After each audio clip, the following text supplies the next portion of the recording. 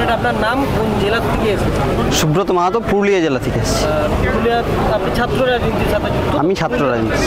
পুরুলিয়াতে ছাত্রদের দৈনন্দিন কি সমস্যা এই নিয়ে? দেখেন, শুধুমাত্র পুরুলিয়া না, আজকে 2011 পরবর্তী সময়ে গোটা রাজ্য জুড়ে বাংলা আজকে পুরোপুরি শ্মশানে পরিণত করে দিয়েছে। পুরোপুরি ছাত্র যুবদের ভবিষ্যৎটা শ্মশানে পরিণত করেছে, এমনকি পাশাপাশি শিক্ষাটা পুরো লাটে তুলে দিয়েছে।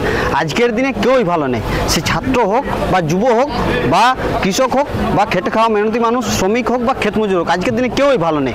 এই ফলে ভালো না থাকার জায়গায় আজকে ছাত্ররাও ভালো নেই।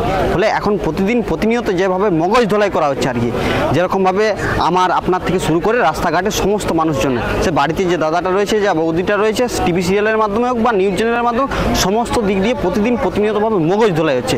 ফলে এই মগজ ধোলার এর বিরুদ্ধে আমাদের এই সময় ছাত্র সমাজকে যেরকমভাবে প্রতিদিন সবাই আজকে ফেসবুক, পাবজি এইসবের মধ্যে দিয়ে ব্যস্ত থাকছে, খেলার মাঠে আজকে পাশের বন্ধুটা আসছে কি আসছে না তার খেয়ালটুকুটা রাখা, সমস্ত দিকের মধ্য দিয়ে আমাদেরকে এই সময় ছাত্র রাজনীতিটা গড়ে তুলতে হচ্ছে। ফলে ছাত্ররা সমস্যার সম্মুখীন হচ্ছে। এই সময় শিক্ষাক্ষেত্রে আজকে আপনি দেখতে পাচ্ছেন দিন দিন স্কুল কলেজগুলো আজকে বন্ধ হয়ে যাচ্ছে, দিন দিন স্কুল কলেজগুলোতে লাগাম ছাড়া ফি বৃদ্ধি দিচ্ছে।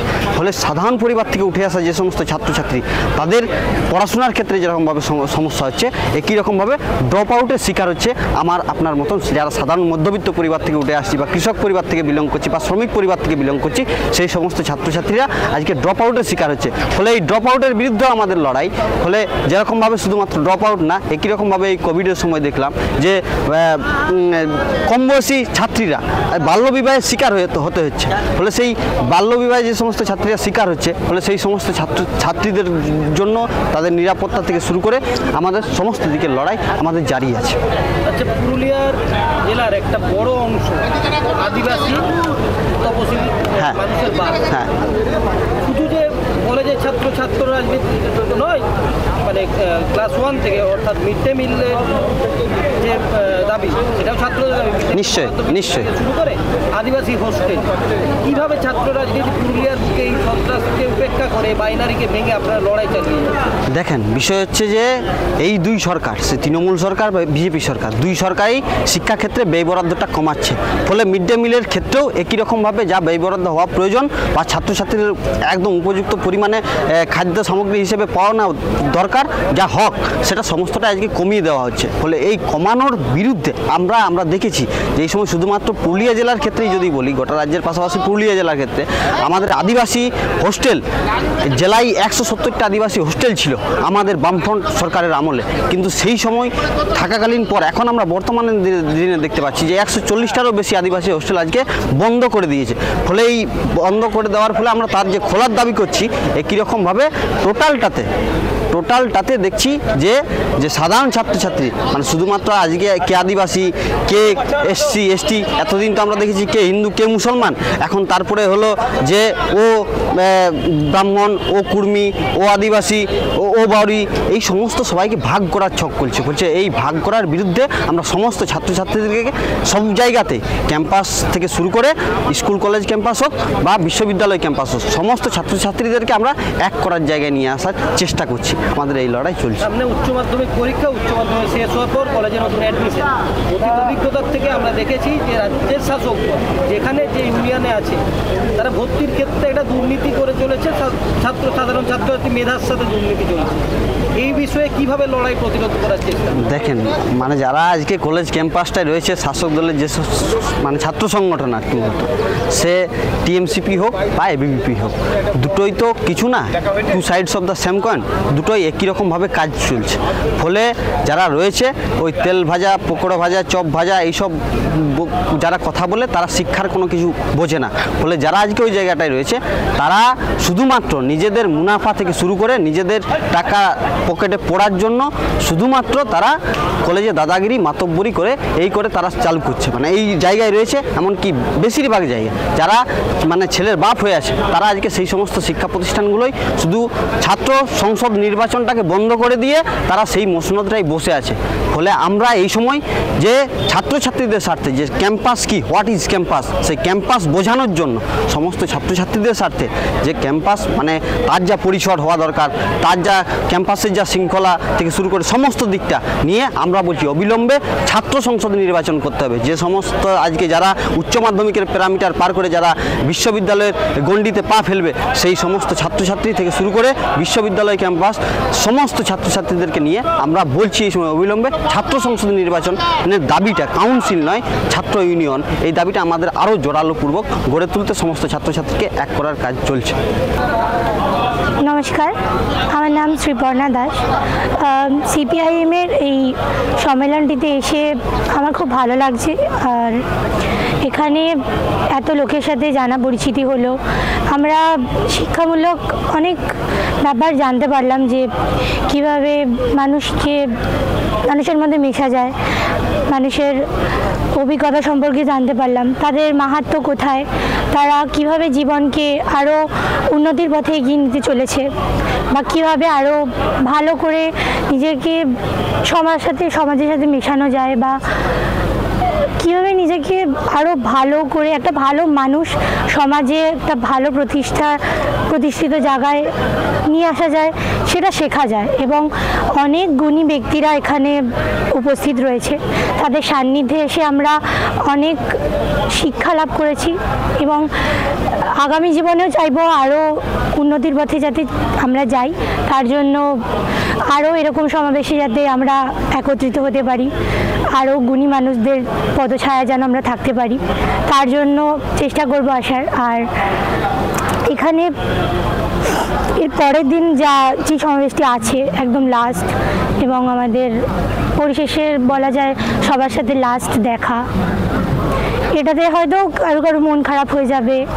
এবার এত বড় বড় ব্যক্তিরা আছে, তাদের সাথে হয়তো লাস্ট দেখা বা অনেকে আসবে না, এরপরে অনেকের মুখ চিনতে পারবো না, আবার কিছু বছর পরে হবে, আবার 1 বছর 2 বছর পরে হবে, হয়তো আমি থাকবো না বা অন্য কেউ থাকবে না। তো পরিশেষে এইটুকু বলা যায় যে লাস্ট দিনগুলোতে আমরা মনে রাখবো সবাইকে। আপনার নাম? আমার নাম অন্বেষা কোলে। আচ্ছা, আপনি এখানে স্বেচ্ছাসেবক? হ্যাঁ। আচ্ছা, আপনি কি কোনো ছাত্র বা যুব কোনো এর সাথে যুক্ত? আমি এসএফআই এর হুগলি জেলা কমিটির সদস্য, মানে জেলা সম্পাদক মণ্ডলীর সদস্য এবং এসএফআই এর রাজ্য কমিটির সদস্য। হুগলিতে এই রাজ্য সম্মেলন প্রথম, 27তম রাজ্য সম্মেলনে এসে আপনার কেমন লাগছে? আর কালকের প্রকাশ্য সমাবেশ আছে, সেইটা নিয়ে কিছু বলুন আপনাদের। খুবই ভালো লাগছে, কারণ এটা প্রথমবার আমি সিপিআইএমের রাজ্য সম্মেলনে আসতে পেরেছি এবং এই এত বড় মুহূর্তে সাক্ষী হতে পেরে সত্যিই খুব ভালো লাগছে। এবং আমাদের মতো নতুন যারা আছে তাদের কাছে প্রায় সকলের কাছেই এটা প্রথমবার আর কি এই অভিজ্ঞতা অর্জন করা। ভীষণই ভালো লাগছে, নতুন নতুন জিনিস শিখছি, জানছি এবং সবথেকে বড় কথা অনেকের সাথে আলাপ হচ্ছে, ভালো লাগছে বেশ। এবং গোটা হুগলি জেলা এই রাজ্য সম্মেলনকে উপলক্ষ করে খুবই গর্বিত। আপনার নাম? আলিমা চক্রবর্তী। আপনি কি কোনো ছাত্র বা যুব এর সাথে কিছু? এসএফআই হুগলি জেলা কমিটির সহ সম্পাদক।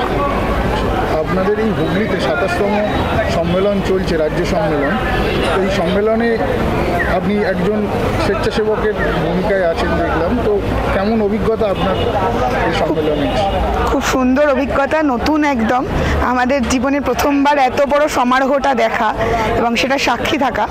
আমাদের মানে আমি জীবনে ভাবতে পারিনি এরকম কোনো মুহূর্ত আমার জীবনে আসতে পারে এবং এই বয়সে এসে এত দ্রুত, তো খুব আনন্দ লাগছে, খুব উৎসাহী আমরা।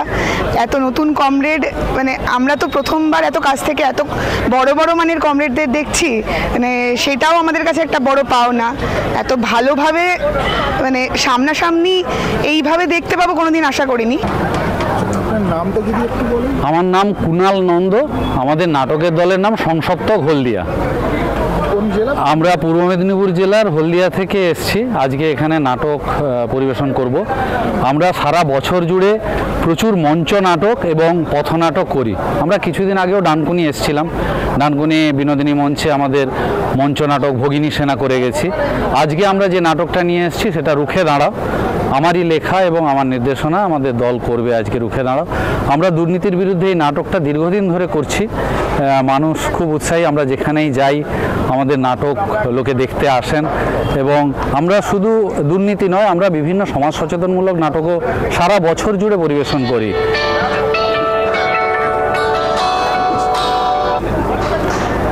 এবং আর কি জানতে চান যদি বলেন আর কি? এখানে 27তম সিপিআইএমের রাজ্য সম্মেলন চলছে। এই সিপিআইএমের এই ধরনের বড় সম্মেলনগুলোতে কি আপনার আগে কোনো নাটক করা বা এ করার অভিজ্ঞতা বা এই ধরনের এতে এসেছিল কি? না, এটাই আমাদের প্রথম। আমরা দীর্ঘদিন ধরে পরিবেশন করছি। আমরা এই প্রথম রাজ্য সম্মেলনের মঞ্চে বা রাজ্য সম্মেলনের শহীদ মঞ্চের সামনে আমরা নাটক পরিবেশন করব, এটাই প্রথম আমাদের। কতজনের টিমটা কতজন? আজকে আমরা 10 জন এসেছি। আমাদের 25 থেকে 30 জনের টোটাল নাটকের দলে বিভিন্ন সময় বিভিন্ন জন কাজ করেন। আর এছাড়াও আমাদের নাট্য পরিবারটা আরও বড়, আরও একটু বড়।